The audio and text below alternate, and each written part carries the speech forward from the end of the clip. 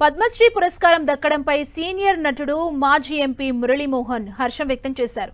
తనకు పద్మశ్రీ పురస్కారం లేటుగా వచ్చినా లేటెస్ట్గా వచ్చిందన్నారు. ఇంత మంచి అవార్డునిచ్చిన కేంద్ర ప్రభుత్వానికి ఏపీ సీఎం చంద్రబాబుకు ధన్యవాదాలు తెలిపారు. పద్మశ్రీ అవార్డు అందుకున్న తర్వాత ప్రెస్ మీట్ పెట్టి చెబుతానంటూ మురళీమోహన్ ఓ వీడియోని విడుదల చేశారు. మాగంటి మురళీమోహన్ 5 దశాబ్దాలకు పైగా సినీ రంగంలో తనదైన ముద్ర వేశారు.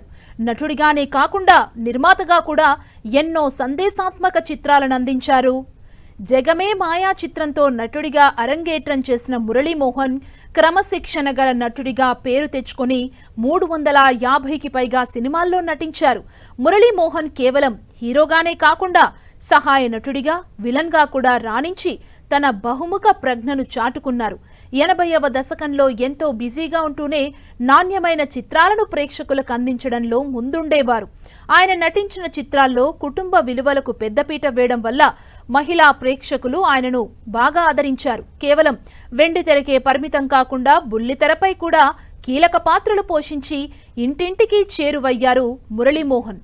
తెలుగు చిత్రసీమలో అజాతశత్రువుగా పేరు పొందిన అతి కొద్ది మందిలో మురళీమోహన్ ఒకరు. నిర్మాతగా ఆయన స్థాపించిన జయబేరి ఆర్ట్స్ బ్యానర్ టాలీవుడ్లో ఎన్నో క్లాసిక్ సినిమాలకు వేదికైంది. ఈ సంస్థ ద్వారా ఆయన నిర్మించిన సినిమాలు బాక్సాఫీస్ వద్ద విజయం సాధించడమే కాకుండా జాతీయ స్థాయిలో కూడా గుర్తింపు పొందాయి. జయబేరి గ్రూప్ ద్వారా రియల్ ఎస్టేట్ రంగంలో కూడా తనదైన ముద్ర వేశారు. రాజకీయాల్లోకి ప్రవేశించి రాజమండ్రి పార్లమెంటు నియోజకవర్గం నుంచి ఎంపీగా గెలిచిన మురళీమోహన్ తన నియోజకవర్గ అభివృద్ధికి ఎంతో కృషి చేశారు. మాగంటి మురళీమోహన్ చారిటబుల్ ట్రస్ట్ ద్వారా వేలాది మంది పేద విద్యార్థులకు ఉచిత విద్యను అందించారు. రాజకీయాల్లో ఉన్న సినిమా రంగాన్ని మురళీమోహన్ ఎన్నడూ మర్చిపోలేదు. సుదీర్ఘ కాలంగా పద్మ పురస్కారాల కోసం ఆయన పేరు పరిశీలనలో ఉన్నప్పటికీ 2026లో ఈ గౌరవం దక్కడంపై ఆయన ఆనందం వ్యక్తం చేశారు. Sir, nothing is late.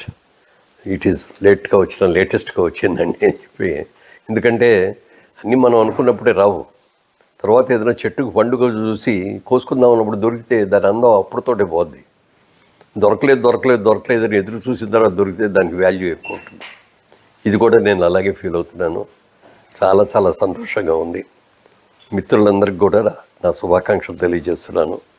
ఇంకో వేరే సందర్భంలో క్లియర్గా డీసెంట్గా తర్వాత మాట్లాడతాను.